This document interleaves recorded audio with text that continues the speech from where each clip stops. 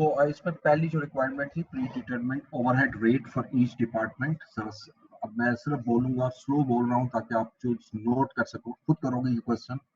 Department A के लिए जो रेट होगा वो हमारा बेस करेगा लेबर कॉस्ट। तो आप क्या करोगे, budgeted factory overhead divided by budgeted labour cost, sorry cost है और नहीं, लेबर कॉस्ट। तो ये लेबर कॉस्ट है, इसको 192 पे डिवाइड करके 100 से मल्टीप्लाई कर दूंगा। जब कॉस्ट बेस हो तो बेहतर होता है कि हम इसको परसेंटेज में कन्वर्ट कर लें, ठीक है। इसी तरह डिपार्टमेंट बी के लिए जब मैं आऊंगा, तो डिपार्टमेंट बी के लिए बेस जो है वो मशीन आवर। तो डिपार्टमेंट बी 225,000 है, इसको मशीन आवर पे 10,000 डिवाइड कर देंगे तो आपका इसका रेट आ जाएगा। ये 2 मार्क्स इस चीज के हैं। सेकंड कह रहा है work out the total cost and unit cost of job number CNG011। अब आपने टोटल कॉस्ट और यूनिट कॉस्ट निकालनी है इस जॉब की। तो जॉब की जब टोटल कॉस्ट निकालनी है तो मटेरियल ये दोनों प्लस करके आ जाएगा, लेबर दोनों ऐड होकर आ जाएगा। यहां तक तो हो गया, ठीक है। अब तीसरा ओवरहेड है। ओवरहेड के लिए आप क्या करोगे, डिपार्टमेंट ए के लिए मुझे बेस लेबर कॉस्ट थी, तो यहाँ जो लेबर कॉस्ट आई है उसको बेस बनाकर आप उसकी जो परसेंटेज निकली होगी उससे ओवरहेड निकालोगे। और डिपार्टमेंट बी के ओवरहेड जब आप ऑब्जॉर्व करोगे तो डिपार्टमेंट बी का जो रेट है वो बेस करता है मशीन आवर पे। तो आपके 150 मशीन आवर लगे हैं इस प्रोडक्ट को बनाने में, इस जॉब को कंप्लीट करने में। तो 150 इंटू जो रेट आपका ए पार्ट में निकला होगा उससे मल्टीप्लाई कर दोगे तो ये आपके ओवरहेड अब्सॉर्ब हो जाएंगे। तो सिंपली इसको टोटल करोगे और 2 पर डिवाइड कर, ठीक है। बाकी अंडर ओवर अब्सॉर्ब तो बहुत इजी है। ये फैक्ट्री ओवरहेड जो आपको गिवन है ये एक्चुअल है। आप ए के लिए अब्सॉर्ब करोगे, ए के लिए अब्सॉर्ब होगा डायरेक्ट लेबर कॉस्ट बेसिस पर, बी के लिए अब्सॉर्ब होगा 9,000 की बेसिस पर, और अब्सॉर्ब करके जो अमाउंट आएगी उसको कंपेयर करोगे एक्चुअल से, ये जो 240,000 और 207 है, और फिर देखेंगे कि ये सिचुएशन इज अंडर अब्सॉर्ब्ड और ओवर अब्सॉर्ब्ड, ठीक है। आई थिंक इसमें कोई मुश्किल नहीं है, फिर भी अगर कुछ चीज नहीं समझ आई तो बताओ, मैं उतना हिस्सा सॉल्व कर दूं। सर सिर्फ पार्ट ए को रिपीट करें। पार्ट ए, जी सर। Okay okay. अच्छा, पार्ट ए में देखिएगा तो बेसिकली क्वेश्चन नंबर 7 है, क्वेश्चन नंबर 7 पार्ट ए। इसमें बेसिकली हमें निकालना है ओवरहेड अब्जॉर्प्शन रेट। क्वेश्चन के मुताबिक highway engineering limited uses the budgeted overhead rate. ये सारे स्टेटमेंट बड़ी अहम है, ठीक है जी, ये वाली जितनी भी है। इसमें लिखा हुआ है कि budgeted overhead rate applying overhead to production orders on a direct labour cost basis for department, ठीक है। डिपार्टमेंट की बेसिस होगी डायरेक्ट लेबर कॉस्ट। तो हमारा जो ओवरहेड एब्जॉर्प्शन रेट का जो फॉर्मूला होता है वो क्या होता है, बजटेड ओवरहेड्स। अब बजटेड ओवरहेड डिपार्टमेंट ए के कैलकुलेट करते हैं। अब बजटेड ओवरहेड हमारे कितने हैं जी, 216। ये 216,000 की अमाउंट हमने यहाँ ली, डिवाइडेड बाय बजटेड बेस। जो भी हमारी बेस है ना उस पर हम डिवाइड करते हैं। इस क्वेश्चन में बेस हमारी क्या है, ये देखिएगा, फिर देखिएगा डायरेक्ट लेबर कॉस्ट में डिपार्टमेंट ए, ठीक है। जिसका मतलब डायरेक्ट लेबर कॉस्ट बेस होगी 192,000। अच्छा, जब आपकी बेस कॉस्ट हो ना तो बेहतर होता है कि हम इसको परसेंटेज में कन्वर्ट कर लें। अब अगर इसको मैं कैलकुलेट करूं तो ये आ जाएगा 216 divided by 192 into 100, that is 112.5%। इसको मैं लिखूंगा 112.5% of direct labour, 112.5% of direct labour. इसी तरह overhead absorption rate of b. अब बी का लिए वो क्या कह रहे हैं जी कि आपका जो बी है वो ऑन मशीन आवर बेसिस, ठीक है, ये देखिए on machine hour basis on in department b. तो अब डिपार्टमेंट बी के लिए भी फार्मूला वही लगेगा, बजटेड ओवरहेड्स जो है वो 225,000, लेकिन इसको मैं डिवाइड करूंगा मशीन आवर्स पे, क्योंकि इसके लिए बेस हमने सेलेक्ट करनी है मशीन आवर्स। तो मशीन आवर है 10,000, ये 10,000 पे आपने इसको डिवाइड किया, ये आ जाएगा रुपीस 22.50 पर मशीन आवर। अब जैसे ये निकल आया ना तो बी और सी में ये रेट यूज करेंगे, जहां पर भी अब्सॉर्ब करना है ना आपने इसी रेट को यूज करना। ठीक हो गया जी। नेक्स्ट आइएगा, क्वेश्चन नंबर 8। अब ये मैं खुद छोड़ रहा हूँ, ये कुछ भी नहीं है, इजीली हो जाएगा। हाँ जी, अब आइएगा जरा एक और क्वेश्चन, डिफरेंट टाइप का क्वेश्चन है, क्वेश्चन नंबर 9, दिस वन। ये बिल्कुल डिस्क्रिप्टिव फॉर्म में डाटा दिया हुआ है और वो रिक्वायर कर रहा है कंप्यूट द रिवाइज्ड मशीन और rate which the cutting department should use during the year 2008. इस क्वेश्चन को ध्यान से समझना आपने। रिवाइज्ड मशीन और रेट निकालना है which the cutting department should use during the year 2008. Let's start from the start. Zia Textile Mills Limited. On January 1, 2007, Zia Textile Mills Limited purchased a new cutting machine for rupees 1.3 million to augment the capacity of 5 existing machines in the cutting department. ठीक है, यानी हमने एक नई machine खरीदी है जो कि आपकी 5 एग्जिस्टिंग मशीन की कैपेसिटी को बढ़ाने के लिए, यानी पहले आपके पास 5 मशीन्स थी, अब आप 6 मशीन्स हो जाएंगी। The new machine has an estimated life of 10 years, after which its scrap value is estimated as 100,000। ठीक है, यहाँ से हम डेप्रिसिएशन निकाल सकते हैं मशीन की। It is the policy of the company to charge depreciation on straight line basis. ये भी मेंशन है। The new machine will be available to cutting department with effect from 1st February 2008. ये 1st Feb को हमारे पास available होगी। It is budgeted that machine will work for 2600 hours in 2008. The budgeted hours include 80 hours for setting up the machine and 120 hours for maintenance. ठीक है, सो productive time जो है वो 2600 नहीं है, मशीन 2600 और आपने वर्क किया है यहाँ पर, जिसके अंदर वो लिख रहा है इसके अंदर इंक्लूड है 80 आवर्स जो है वो मशीन को सेटअप करने के लिए और 120 आवर्स जो है वो मेंटेनेंस के लिए। The related expenses for the year 2008 have been estimated as under. अब यहाँ देखिए, electricity used by the machine during the production will be 10 units per hour at rupees 8.50। जो मशीन हमारी इलेक्ट्रिसिटी यूज कर रही है वो 10 यूनिट्स पर आवर है और उसका रेट है 8.50।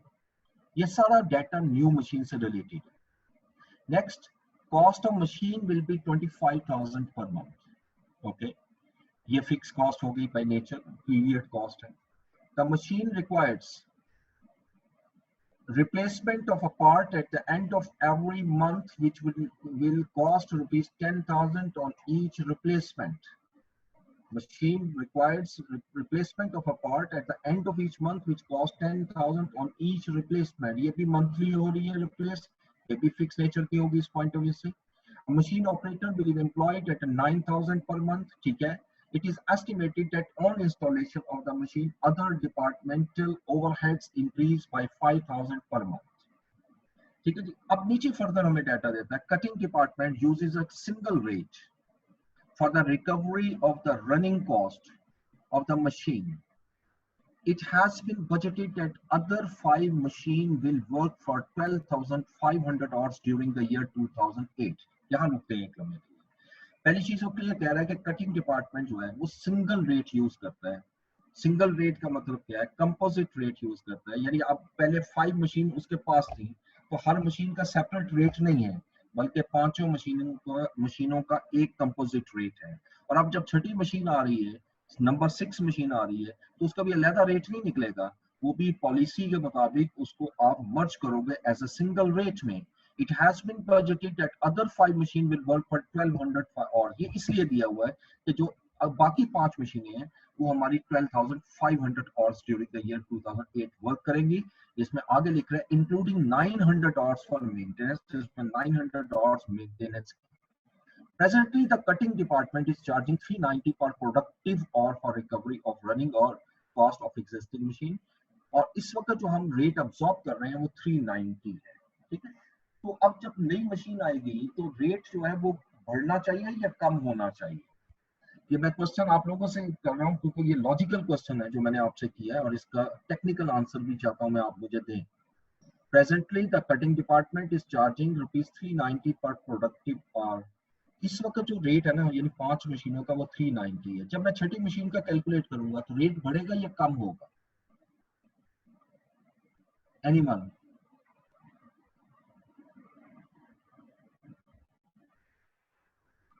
सर कम होना जी चाहिए। जनाब, कम होना चाहिए, बिल्कुल सही है।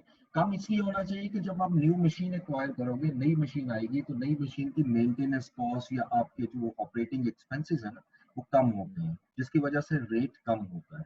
तो ये अब आप जब आंसर निकालोगे, ये मैंने इसलिए बताया कि एग्जामिनेशन के अंदर जब सॉल्व करते हो, आंसर आता है, तो आंसर से कुछ ना कुछ जज इंसान जरूर कर लेता है कि ये मैं ठीक जा रहा हूँ या नहीं जा रहा। अगर आंसर 390 से ज्यादा आ रहा है तो it means something is wrong. तो इस क्वेश्चन को आप करना कैसे है, देखिए अब इसमें बेसिकली उसने कहा है रिवाइज मशीन और रेट निकालो। अच्छा, अब क्वेश्चन को स्टार्ट करने के लिए की भी थोड़ी सी टेक्निक होती है, उसको पहले हम डिस्कस कर लेते हैं। ये क्वेश्चन नंबर आई थिंक 8 है,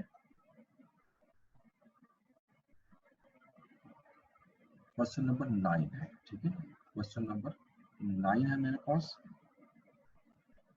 क्वेश्चन नंबर 9 में वो ये कह रहा है जी कि रिवाइज्ड रेट निकालो, रिवाइज्ड रेट निकाल दो, मशीन और रेट, मशीन और रेट। अच्छा, जैसे ही जब ये मांगता है तो मेरे फौरन माइंड में क्या आएगा कि इसमें मुझे क्या क्या चाहिए। एक मुझे चाहिए बजटेड ओवरहेड्स और एक चाहिए budgeted machine hours, budgeted machine hours. ये जो दोनों मैंने आपके सामने लिखे हैं, ये कितनी मशीन्स के, ऑब्वियसली चूंकि कंपोजिट रेट है, ब्लैंकेट रेट है, तो ये ओवरऑल 6 मशीन्स के, यानी ये भी 6 मशीन, ये भी 6 मशीन, यानी 6 मशीन जो है, 5 एग्जिस्टिंग और 1 ओल्ड। अच्छा, अब मुझे ये दोनों कैलकुलेशन करनी पड़ेंगी, यानी पहले मुझे बजटेड ओवरहेड निकालने पड़ेंगे, फिर बजटेड मशीन आवर्स निकालूंगा। जब दोनों निकल आएंगे, सिंपल एक दूसरे पे डिवाइड करूंगा, मेरे कंपोजिट रेट कैलकुलेट हो जाएगा। ठीक है, तो ये मैं एक्सेल पे ही करता हूँ, तो जरा आसानी से हो जाएगा, कैलकुलेशन जरा आसान हो जाएगा। ठीक है, ये क्वेश्चन नंबर हमारे पास 9 है। अब जैसे भी डिसाइड हुआ कि पहला हिस्सा मैं निकालूंगा, ये ऊपर हेडिंग दे रहा हूँ, बजटेड प्रोडक्शन ओवरहेड्स, और ये ओवरहेड्स ओवरऑल है, यानी मैं ये भी लिख देता हूँ आपको समझाने के लिए कि ये 6 मशीन्स है। लेकिन डाटा के मुताबिक अभी मुझे नई मशीन का जो डाटा दिया हुआ है उसको पहले फॉलो करते हैं। ठीक है, ये तो आप मशीन जो खरीदी है तो उस पर डेप्रिसिएशन आएगी, मैं पहले डेप्रिसिएशन ले लेता हूँ, डेप्रिसिएशन ऑफ न्यू मशीन। अच्छा, अब डेप्रिसिएशन कैसे निकलेगी जी, चूंकि बड़ा क्लियर है, स्ट्रेट लाइन। और अभी आज के ही लेक्चर के स्टार्ट में मैंने कहा था, कॉस्टिंग में हम सिर्फ एक ही मेथड यूज करते हैं, that is straight line method, और ये 10 इयर्स लाइफ है, और इसकी कॉस्ट जो है वो कितनी है, 1.3 मिलियन, और इसकी स्क्रैप वैल्यू 100,000। ठीक है, अब ये सारी वर्किंग मैं यहाँ पहले शो करूंगा। 1.3 मिलियन आपका एसेट है, इसको डिवाइड करेंगे हम किस पे, पहले इसमें से माइनस करेंगे, सॉरी, रेजिडुअल वैल्यू जो कि क्वेश्चन के अंदर दी हुई है, आई थिंक 100,000, 100,000 लेस किया, ये 1.2 मिलियन रह गया। इसको डिवाइड करेंगे 10 पर, जब 10 पे डिवाइड करूंगा तो ये मेरे डेप्रिसिएशन आ जाएगी जो कि 120,000 बन गई। ठीक है, लेकिन अब मैंने डेप्रिसिएशन कब से लेनी है, क्योंकि वो लिख रहा है कि मशीन जो है वो आपके अवेलेबल थी आपके पास 1 फरवरी से, और 31 दिसंबर तक आपने ये बनाना है, ड्यूरिंग द ईयर 2008 लिखा हुआ है, तो इसका मतलब 11 मंथ की डेप्रिसिएशन होगा, 11/12। अब ये जितनी भी कैलकुलेशन है वो यहाँ पर अगर ले आए तो ये सीधा मैं कैलकुलेट करके लाता हूँ, 110 आ, ये पहली कॉस्ट आ गई 110,000 डेप्रिसिएशन ऑफ न्यू मशीन। मैंने ऊपर से इसलिए स्टार्ट किया ताकि कोई चीज मिस ना हो जाए। अब यहाँ आइएगा, electricity use by machine sir during the production. जी जी प्लीज। सर अगर हमारे पास गिवन हो के जो मशीन थी वो अवेलेबल फॉर सेल थी या कम फरवरी को, और जबकि प्रोडक्शन स्टार्ट हुई है उसकी मार्च में, तो उसकी डेप्रिसिएशन हम अवेलेबल फॉर यूज से चार्ज करेंगे या जिस दिन प्रोडक्शन स्टार्ट वो हुई है? प्रिंसिपल वही रखना है, फाइनेंशियल वाला, वो प्रिंसिपल जो है वो एग्जैक्टली वही रखना है जो फाइनेंशियल वाला है। जिस दिन अवेलेबल फॉर यूज हो जाएगी ना, उसी दिन हम उसकी डेप्रिसिएशन रिकॉर्ड करेंगे। ठीक है, ओके सर, शुक्रिया। ओके। अच्छा, अब यहाँ लिखा हुआ है electricity used by the machine during the production will be 10 units per hour, यानी इलेक्ट्रिसिटी प्रोडक्शन के दौरान 10 यूनिट यूज करती है। अच्छा, यहाँ अब एक जो कंफ्यूजन है, और वो बड़ी स्ट्रॉन्ग कंफ्यूजन है। आप मुझे, मैं आपसे पहले क्वेश्चन करता हूँ आप लोगों से, बताइए मुझे पहले नंबर ऑफ यूनिट्स चाहिए ना, इलेक्ट्रिसिटी कितने यूनिट कंज्यूम होंगे। वो कहता है कि 1 आवर प्रोडक्शन होती है ना मशीन की, तो 10 यूनिट आपके इलेक्ट्रिसिटी के कंज्यूम होते हैं। ये 10 यूनिट प्रोडक्शन के नहीं है प्लीज, इलेक्ट्रिसिटी के यूनिट्स हैं। और फिर एक यूनिट जो है वो 8.50 रुपए का हमें कॉस्ट करता है, ठीक है। तो आप ये मशीन जो है ये 2600 आवर्स नॉर्मली वर्क किया इसने, विल वर्क फॉर 2600 आवर्स, लेकिन इसके अंदर 80 आवर्स जो है सेटिंग अप के भी शामिल है और 120 मेंटेनेंस के भी शामिल है, ठीक है। अच्छा, अब यहाँ पर आप मुझे बताओ कि मैं जो नंबर ऑफ यूनिट्स कैलकुलेट करूंगा 2600 के पॉइंट से करूंगा या 2600 में से 200 लेस करके कैलकुलेट करूंगा। जी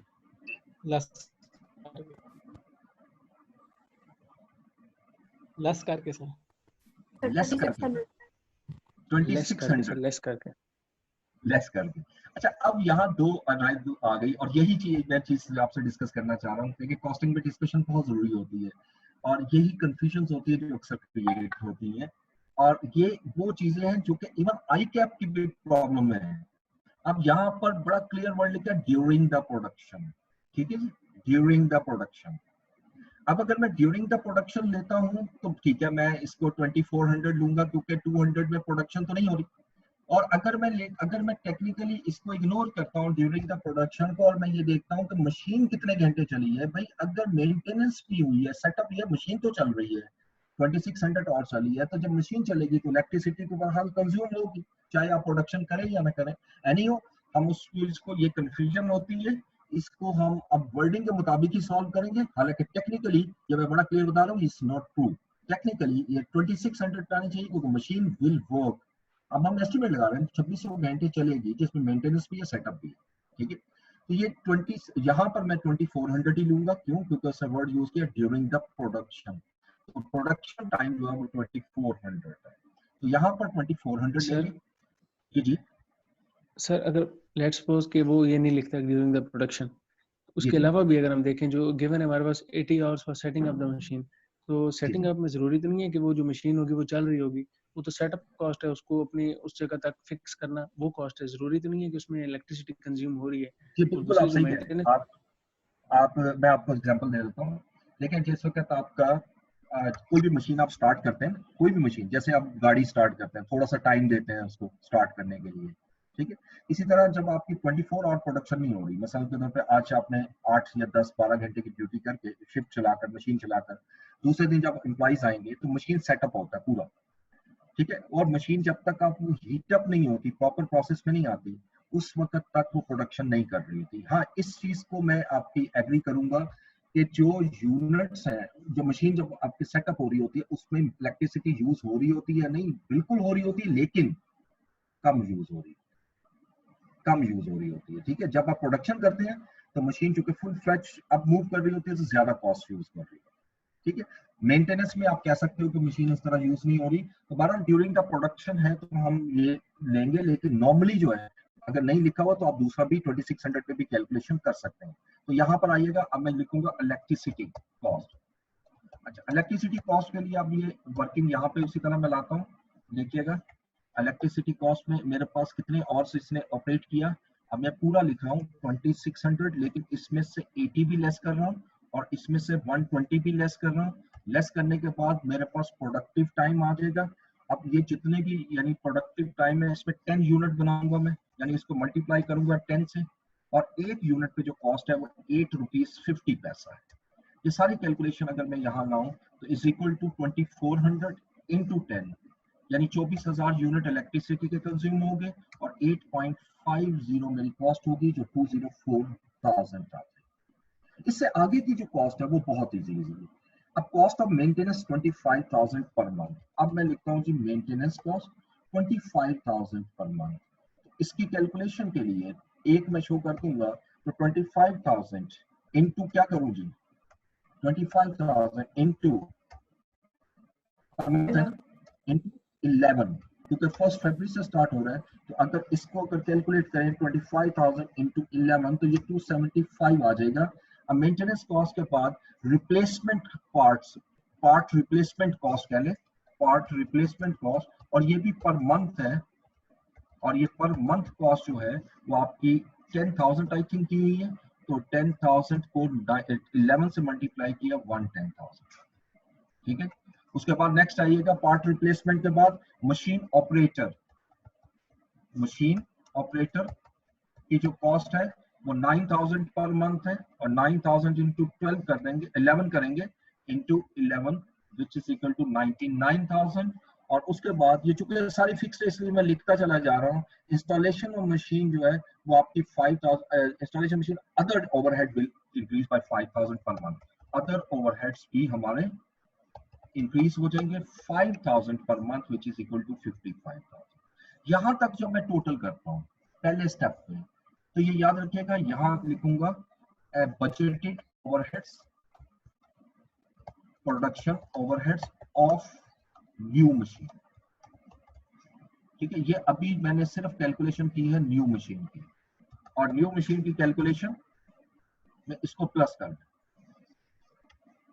ये 853 की कॉस्ट आ गई आपकी कितनी, किस मशीन की, न्यू की। अब आइएगा, अब मुझे इसमें बजटेड प्रोडक्शन ओवरहेड्स लेने हैं ऑफ एग्जिस्टिंग मशीन। जो इस वक्त आपके पास मशीन है उसके बजटेड ओवरहेड हम लेंगे। अब एग्जिस्टिंग मशीन्स कितनी है, एग्जिस्टिंग मशीन्स हमारे पास 5 है, और उसका डाटा हम यहां से लेंगे। वो लिख रहा है cutting department use a single rate for recovery of running cost of the machine. It has been budgeted that other 5 machines would work for 12,500 hours during the year, including 900 hours for maintenance. Presently, cutting department is charging 390 per productive hour for recovery of running cost of the existing machines. तो very simple यहाँ से निकल आएगा। देखो आपका जो overhead absorption rate है वो कैसे निकलता है, budgeted overhead divided by budgeted hours. ठीक है, तो अगर मैं इसको डिवाइड करूं तो आंसर 390 आता है, तो इसका मतलब मैं रिवर्स जाऊंगा तो ऑटोमेटिकली मैं कैलकुलेट कर लूंगा। तो इसलिए इसके लिए अब मैं क्या करूं जी, यहाँ पर देखिएगा कितने आवर्स आपके वर्क हो रहे हैं, 900 सॉरी, ये जो मशीन है एग्जिस्टिंग 12,500, इसमें से माइनस करना है 900। क्यों माइनस करना है, क्योंकि जो रेट है ना उस रेट के साथ वर्ड देके गौर से, ₹390 रेट है पर प्रोडक्टिव आवर। ठीक है, जो प्रोडक्टिव आवर अब्सॉर्ब कर रहे हैं इसलिए इसको मल्टीप्लाई करेंगे आप कितने से, 390 से। 390 से मैंने मल्टीप्लाई कर दिया। ठीक है, तो ये एग्जिस्टिंग कॉस्ट आ गई, तो is equal to 12,500 minus 900 into 390, ये कॉस्ट आ गई जी मेरी एग्जिस्टिंग मशीन्स की। तो अब इसको भी मैं टोटल कर लूंगा जब, तो definitely this is the budgeted production overhead of 6 machines. ये मैं पूरा लिख रहा हूँ 6 मशीन, ये मेरी पहली वैल्यू निकल आई 5377। अच्छा, अब ये पहली वैल्यू है। अब इसके बाद नीचे हम दूसरी कैलकुलेशन करते हैं, बजटेड बेस। बेस हमारी कौन सी है, मशीन आवर्स, और productive hours, productive machine hours. जो बेस है ना उसको देखना है। तो इसमें अगर देखें तो जो न्यू मशीन है उसके प्रोडक्टिव आवर्स कितने हैं, क्वेश्चन के मुताबिक 2600 आवर्स है, लेकिन 80 और 120 इसमें शामिल नहीं होंगे, 400 आवर्स। इसी तरह जो एग्जिस्टिंग मशीन है उसके प्रोडक्टिव आवर ऊपर लिखे हैं मैंने, ये देखिएगा 2500 माइनस 900, यानी इसके प्रोडक्टिव आवर आ गए 11,600। अब इन दोनों को अगर ऐड कर दें, इन दोनों को, ये 14,000 आ गया। This is budgeted machine our. ठीक है, अब इससे मैं कैलकुलेट कर लूंगा फाइनली जो आंसर मुझे रिक्वायर्ड है, overhead composite overhead absorption rate, overhead absorption rate पर मशीन आवर।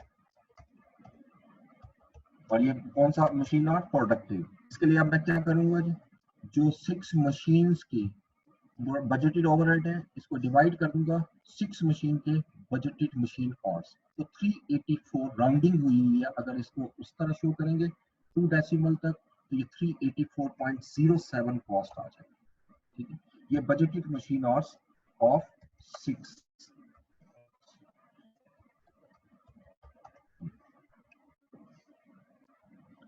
ये आपका अलजेब्रिक सॉरी इसका क्वेश्चन आ जाएगा ओवरहेड्स। उसके बाद नेक्स्ट आइएगा, अच्छा क्वेश्चन नंबर 10 11। अच्छा क्वेश्चन नंबर 10 बिल्कुल वही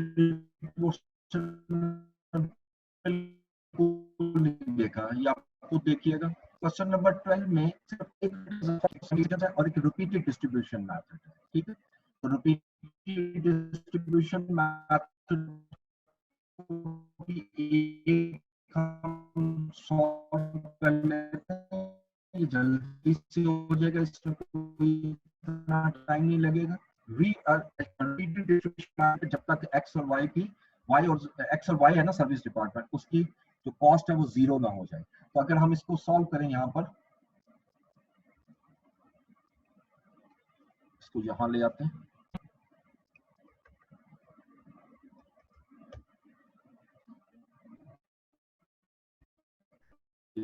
दो मिनट में हम इसको सॉल्व कर लेंगे। सिर्फ एक मैं इसमें दरमियान में ऐड कर रहा हूँ इंसर्ट बेस के लिए, ताकि आपको ए और बी है और एक्स और वाई है। अपॉर्शनमेंट और एलोकेटेड कॉस्ट उठा लें, ये रुपीज इन 1000 है, मैं इसी तरह सॉल्व करूंगा 500, ये रुपीज इन 1000 है, नेक्स्ट 400, उसके बाद नेक्स्ट 100 और 60। अच्छा अब मैं रीपू करूंगा, सबसे पहले लेता हूँ वाइस कॉस्ट रीअपोर्शन, एक्स की कॉस्ट रीपोर्शन करनी थी। चलो ऐसा फर्क कोई नहीं पड़ता, जिसको मर्जी कर ले, लेकिन एक्स ही स्टार्ट, एक्स की कॉस्ट को रीपोर्शन पर ये 100 यहाँ से मैंने माइनस कर दिया है। अब 100 किसको ट्रांसफर 100 डिपार्टमेंट एक्स को, 30% करना है डिपार्टमेंट बी को, और 20% मैंने करना है डिपार्टमेंट वाई को, ठीक है। अब देखिए इसका 50% जो है मैं इसको ट्रांसफर कर इनटू 50, ये ट्रांसफर हो गया। अब इसका 100 का 30% ट्रांसफर करूंगा बी को, इसका 30% मैंने इसे ट्रांसफर कर दिया, और 20% ट्रांसफर होगा वाई को, इसका 20, ठीक। अच्छा अब इसके बाद जब मैंने दूसरा वाई की कॉस्ट को, वाइस कॉस्ट रिपोर्शन, अब वाई की कॉस्ट 60 नहीं है प्लीज, इसमें 20 भी ऐड हो चुकी है, तो अब इट मींस ये 80 हो गया। और ये याद रखिएगा कि ये 0 हो चुका है, इसलिए मैं सिंगल लाइन लगा रहा हूँ, ये अभी तक 0 है। अब ये 80 कॉस्ट आ गई इसकी, इसको 80 कॉस्ट में अपोर्शन करूंगा -80। अब जो वाई की कॉस्ट है, ये बेस यहां पर मैं लिख रहा हूं,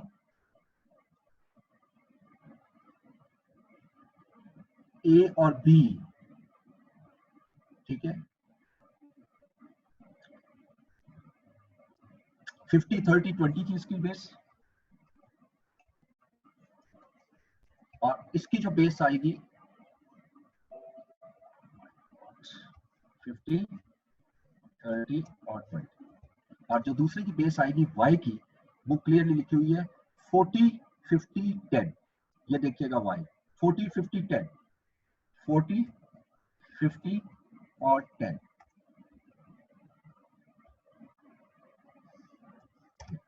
अब ये 40 50 10 की जो कॉस्ट है वो ए बी सी को हम ट्रांसफर कर देते हैं, इसका 40% लिया, ये अमाउंट आ गई। इसी तरह इसका 50% लिया, और इसका 10%। बस ये दो स्टेप मैंने सॉल्व करने से आगे मैं फॉर्मूला लगाता जाऊंगा, आराम से सॉल्व होता जाएगा। ये कॉस्ट आ गई 80। अब देखें, अब मैं दोबारा एक्स कॉस्ट को रीपोर्शनमेंट, एक्स की कॉस्ट को जब दोबारा रीपोर्शनमेंट करता हूँ, सेम बेस लूंगा 50 40, ठीक है। अब इसकी कॉस्ट कितनी है -8, राइट। अब ये -8 मैं इन तीनों में अपोर्शन कर रहा हूँ, ये खुद ब खुद अपोर्शन हो जाएगा जब मैं फार्मूला यूज करूंगा, ठीक है। दिस वन और ये इसको अपोर्शन हो गया। यानी ये जो कैलकुलेशन आपको नजर आ रही है 50 30 20 से उसने कैलकुलेट कर, ठीक है। अब इसके बाद ये जीरो हो गई कॉस्ट, ये तब तक कंटिन्यू रखना है जब तक y और x और y दोनों जीरो ना हो जाए। अब y की कॉस्ट को मैं रीअपोर्शनमेंट करता हूँ, y की कॉस्ट को, और इसके लिए बेस है 40 50 10, और y की जो कॉस्ट है वो -2 हो जाएगी, और y की कॉस्ट में ट्रांसफर करूंगा इस बेस पर 40 50 10, तो 40 50 10 पे मैंने इसको ट्रांसफर किया, तो आप देख सकते हो कि ये कॉस्ट भी 1 इसके ट्रांसफर हुई, 1 इसे ट्रांसफर हुई, ये भी जीरो है और ये भी जीरो हो गया। अब जब ये दोनों कॉस्ट जीरो हो जाएंगी तो अब इसका मतलब है कि रीअपोर्शनमेंट मेरी कंप्लीट हो चुकी है, और अब सिर्फ और सिर्फ आपने कॉस्ट जो है वो टोटल कर लेनी है डिपार्टमेंट ए और बी की, इज इक्वल टू सम, इसको टोटल किया ये 587 आ रहा है, और इसको टोटल किया तो 473 आ रहा है, ठीक है जी।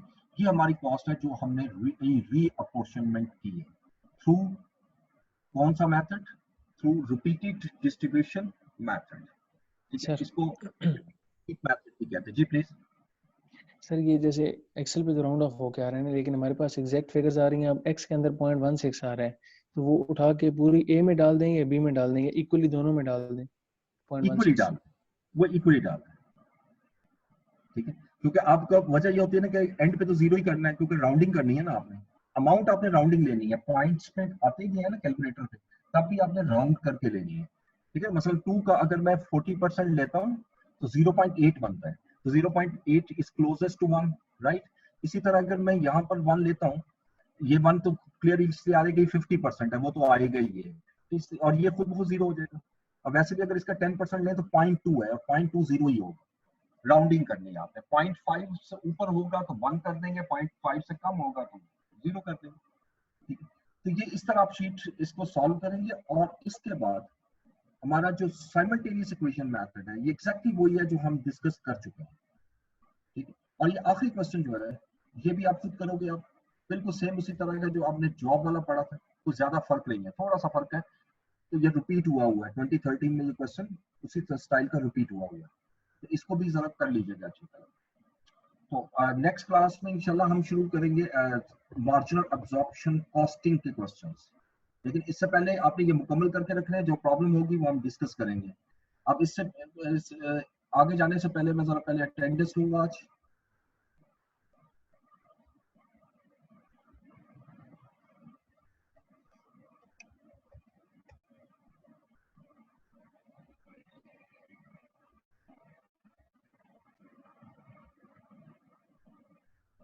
सर आप इसका ओवरहेड का सॉल्यूशन सेंड करेंगे या नहीं? इसका सोल्यूशन तो चले मैं देखता हूँ, मेरे पास पड़ा होगा तो मैं भेज दूंगा, नहीं होगा तो फिर आप खुद ही कर लीजिएगा, इसको बना दूंगा। जो क्वेश्चन नहीं होगा मुझे बताइएगा, मैं बना दूंगा एक्सेल पे उसी वक्त। अच्छा, आहद आमिर, सर प्रेजेंट। अलीशा इम्तियाज, आंसा शफीक,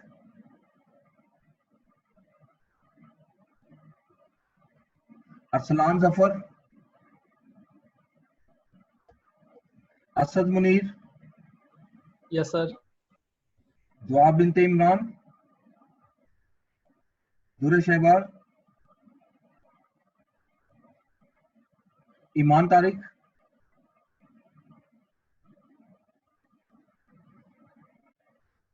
फाइज Noman, present sir. Fazal Afzal, Fatima Afzal, Gule Rana, Present, sir. हाफिज मोहम्मद बिलाल,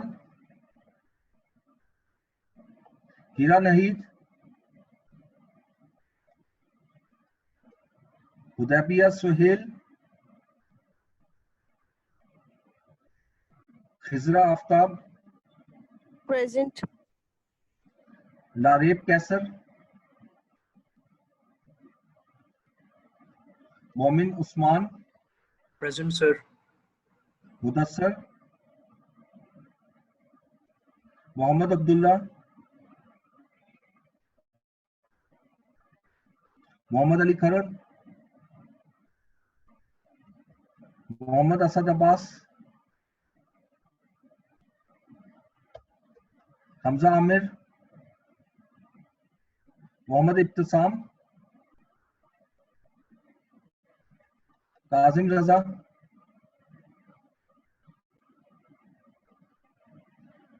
शुजा खालिद, Yes, उस्मान sir. गनी, वजाहत Aslam, Mohammad Yusuf, Present, sir. Munib Ahmad Shah, Munibul Hassan, Nawal Fakhar, Noman Javed, Rabia Saqib, Present, sir. Rabia Suhail, Present, sir. Saira Batool, Present. Syed Shahryar Haider,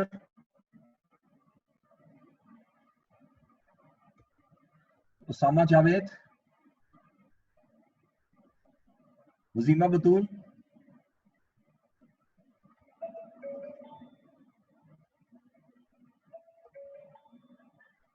sir Laraib के सिर्फ प्रेजेंट मेरा इंटरनेट इशू था। अच्छा जी, इसका मैं प्रेजेंट लगा देता हूँ लारेब पे। उसके बाद और देख ले कोई ऐसा स्टूडेंट जिसकी वारिस प्रेजेंट। आवाज नहीं आ रही। सर दुरे शहवार।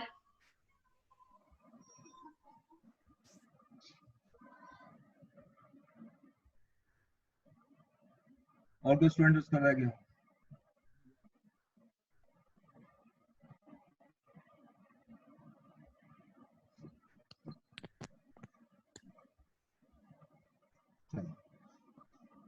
ओके जी, अब आपने जो मैंने होमवर्क दिया बस इसको करें। नेक्स्ट क्लास में इंशाल्लाह नेक्स्ट हम डिस्कस करेंगे, ठीक है? सर क्वेश्चन कल पूछ सकते हैं सर, ये क्वेश्चन कल जो पूछ आपने सकते दिए हैं। इनमें से? जी जी बिल्कुल पूछेंगे, पहले इसी को डिस्कस कर लेंगे। मैं देखता हूँ अगर तो सोल्यूशन निकल आया तो मैं आपके साथ शेयर कर देता हूँ, ठीक है? और अगर नहीं निकलता तो फिर आप लोग को मुझसे डिस्कस भी कर लीजिएगा, ठीक है? तो इंशाल्लाह नेक्स्ट क्लास में अब हमारी डिस्कशन होगी। Thank you, Allah Hafiz.